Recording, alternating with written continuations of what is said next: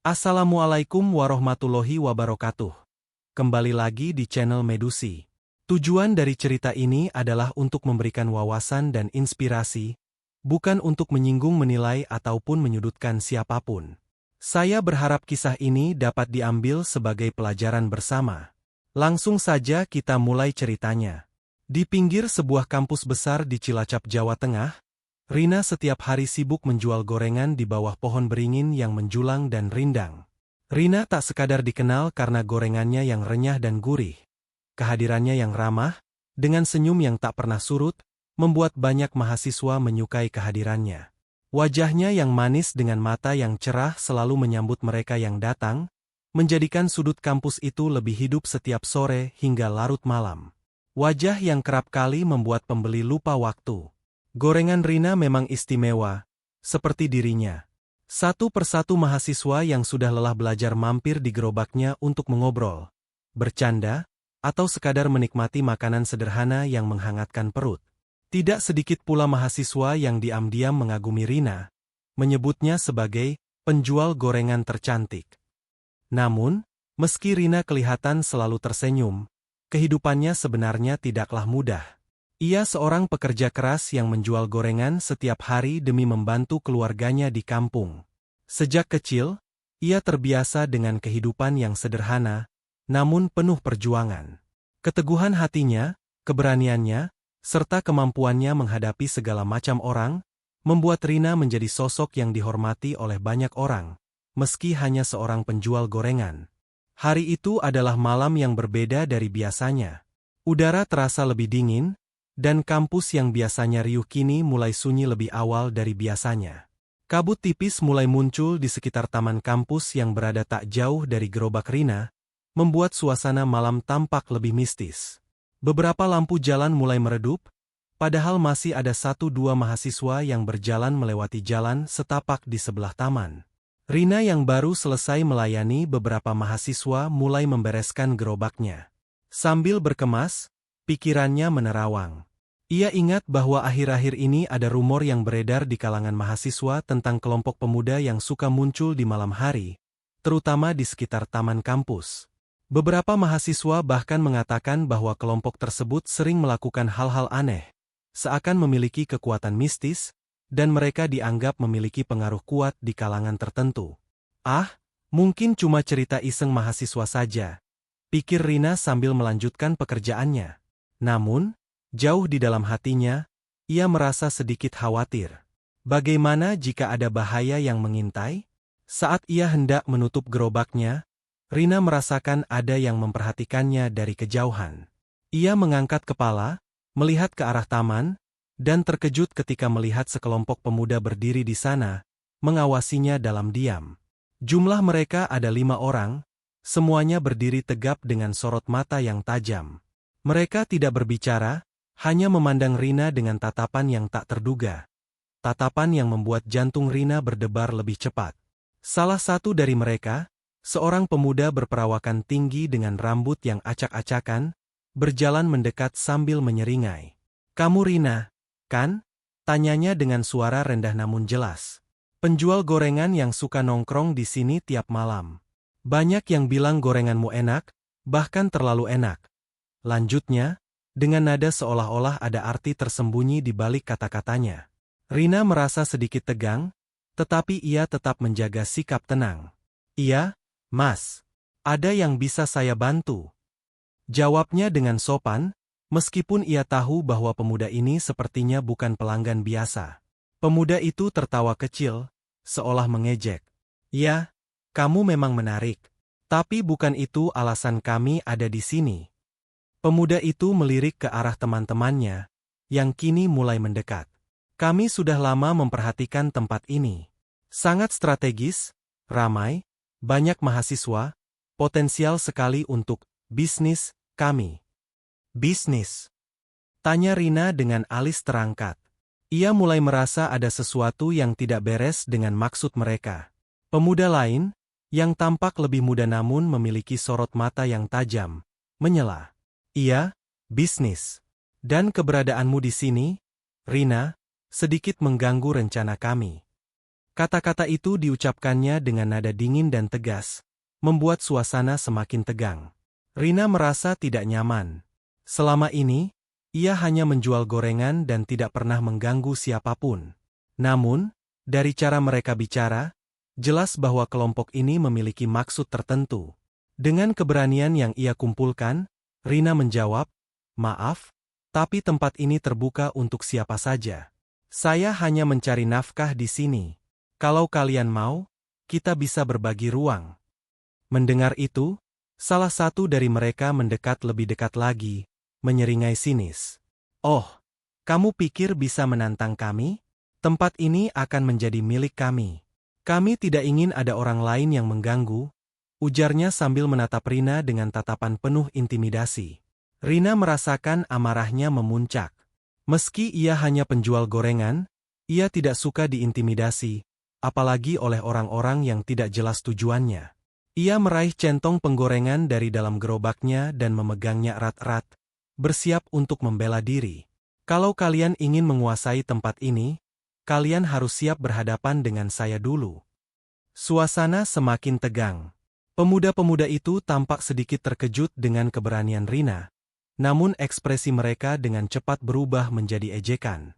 Mereka melingkari Rina, seolah-olah hendak memperingatkannya bahwa mereka serius. Salah satu dari mereka, dengan nada sinis, berkata, "Jadi, kamu benar-benar menantang kami." Namun, sebelum mereka sempat bergerak lebih jauh, suasana di sekitar mereka berubah drastis. Angin malam bertiup lebih kencang, membawa aroma melati yang misterius. Pohon-pohon di sekitar mereka bergoyang, dan kabut tipis mulai menyelimuti taman. Seakan ada kekuatan lain yang tidak terlihat sedang bangkit, membuat pemuda-pemuda itu merasakan sesuatu yang aneh. "Apa-apaan ini?" salah seorang dari mereka berkata, tampak gugup. Tatapan sombongnya kini berubah menjadi rasa tidak nyaman. Angin semakin kencang, dan dari dalam kampus terdengar suara gemerisik yang aneh, seperti suara bisikan. Rina, yang merasakan suasana ini semakin menegangkan, justru merasa tenang. Ada sesuatu di dalam dirinya yang mengatakan bahwa dia tidak sendirian, bahwa ada kekuatan tak terlihat yang melindunginya. "Kalian pikir kalian bisa mengusir saya begitu saja?" ucapnya dengan suara mantap, seolah-olah ia telah mendapatkan keberanian dari kekuatan misterius yang ada di sekitarnya. Para pemuda itu tampak ragu, mereka saling bertukar pandang. Salah satu dari mereka, dengan wajah ketakutan, berteriak, tempat ini tidak biasa. Ada sesuatu yang aneh di sini. Kita sebaiknya pergi." Namun pemimpin kelompok itu, yang dari tadi tampak paling berani, berkata dengan suara keras, "Tidak. Jangan biarkan dia menakuti kita. Ini hanya permainan psikologis." Tetapi, ketika ia berusaha mendekati Rina, angin kembali bertiup kencang, kali ini disertai suara gemerisik dari ranting-ranting pohon yang tampak bergerak seolah-olah ada yang menyentuhnya. Dalam kepanikan, salah satu dari mereka menjatuhkan senjata tajam yang dibawanya, dan seluruh kelompok itu mulai terlihat gentar. Dengan suara tenang namun tegas, Rina berkata, "Ini adalah peringatan terakhir. Jika kalian tidak pergi sekarang, mungkin kalian tidak akan pernah keluar dari sini." Wajahnya kini tampak berbeda, seolah ada kekuatan yang membara di dalam dirinya, kekuatan yang membuat para pemuda itu merasakan ketakutan yang dalam. Tanpa berpikir dua kali, para pemuda itu mulai mundur satu persatu, meninggalkan Rina dan gerobaknya. Sebelum benar-benar menghilang ke dalam kabut malam, pemimpin kelompok itu berteriak, "Jangan kira kami akan menyerah begitu saja. Kami akan kembali." Namun, ucapannya tenggelam dalam angin malam yang semakin kencang, seolah-olah suara itu disapu oleh kekuatan gaib yang melindungi Rina. Setelah malam yang mencekam itu, Rina tak bisa tidur dengan tenang, ingatannya terus dipenuhi oleh tatapan tajam para pemuda misterius yang berusaha mengusirnya dari tempat berjualannya. Bayangan wajah mereka, senyum sinis mereka, serta ancaman yang mereka lontarkan terus menghantui pikirannya. Namun, yang paling mengganggu adalah perasaan akan sesuatu yang lebih besar dari sekadar intimidasi. Ada hal lain yang ia rasakan, sesuatu yang tak bisa dijelaskan dengan kata-kata. Rina terbangun pagi-pagi, masih dengan perasaan was-was. Namun, ia bertekad bahwa ia tidak akan menyerah begitu saja. Sejak kecil, Rina memang diajarkan untuk selalu kuat dan bertahan di tengah kesulitan. Baginya, ancaman dari sekelompok pemuda itu hanyalah ujian lain yang harus ia hadapi. Sebelum matahari terbit, Rina sudah mempersiapkan bahan-bahan untuk gorengannya seperti biasa. Ia berdoa agar segala sesuatunya berjalan lancar, meskipun di dalam hatinya masih ada perasaan takut yang tersisa. Setibanya di kampus, ia memasang gerobaknya di tempat yang sama seperti malam sebelumnya, seolah-olah menunjukkan bahwa ia tidak gentar. Pagi itu, beberapa mahasiswa yang sudah mengenal Rina langsung menghampirinya untuk membeli gorengan. Mereka menyapanya dengan ramah, menanyakan kabar, bahkan ada yang memperhatikannya lebih dekat, seolah menyadari bahwa ada yang berbeda darinya hari itu. "Teh Rina, kelihatan capek ya? Semalam tidur nggak nyenyak?" tanya salah seorang mahasiswa yang sering datang membeli di gerobaknya. Rina hanya tersenyum lemah. "Ah, nggak apa-apa, Mas. Sedikit kurang tidur saja," jawabnya singkat, berusaha menyembunyikan apa yang telah terjadi. Namun, seorang mahasiswa lain yang mendengar jawaban Rina tampak penasaran. Ia membungkuk sedikit dan bertanya pelan, "Teh Rina, semalam ada yang bilang kalau lihat gerombolan pemuda aneh di sekitar kampus ini. Bener nggak sih? Katanya mereka kelihatan seperti orang-orang yang bukan dari sekitar sini. Apa Teh Rina nggak takut?" Pertanyaan itu membuat jantung Rina berdegup kencang. Namun, ia tetap berusaha tenang. Memang ada yang datang semalam, tapi itu hanya gangguan kecil. Kalau kita sudah bekerja keras dan niatnya baik, pasti ada yang melindungi kita, kan? Mahasiswa-mahasiswa yang mendengar jawaban Rina terkesan dengan keteguhan hatinya. Mereka bahkan menyatakan dukungan dan simpati kepada Rina, yang membuatnya semakin yakin untuk tetap berada di sana. Namun, ketika malam kembali tiba, perasaan was-was itu muncul lagi di dalam hatinya. Bayangan akan ancaman para pemuda misterius itu kembali menghantui. Rina mengambil nafas dalam-dalam, mempersiapkan dirinya, dan terus berjualan seperti biasa. Walaupun begitu, setiap kali ia mendengar suara langkah kaki di kejauhan, jantungnya berdegup kencang, khawatir bahwa mereka akan muncul lagi. Pada malam berikutnya, di saat yang malam semakin larut, dan Rina mulai membereskan gerobaknya. Suasana terasa sunyi, dan kali ini, tidak ada angin yang bertiup. Taman kampus di sekitar tempatnya berdagang tampak lebih gelap dari biasanya, seolah-olah bayangan pepohonan semakin menebal. Rina merasakan ada sesuatu yang salah, namun ia tetap membereskan dagangannya, berharap semua akan baik-baik saja. Namun, sebelum ia sempat menyelesaikan pekerjaannya, segerombolan pemuda itu kembali muncul dari bayangan. Kali ini jumlah mereka tampak lebih banyak, sekitar 7 atau 8 orang. Mereka berdiri berjajar di hadapan Rina, dengan tatapan yang lebih dingin dan tajam dari sebelumnya. Pemuda yang sebelumnya memimpin kelompok itu, kembali berbicara dengan nada yang penuh intimidasi. "Kami sudah bilang, ini tempat kami.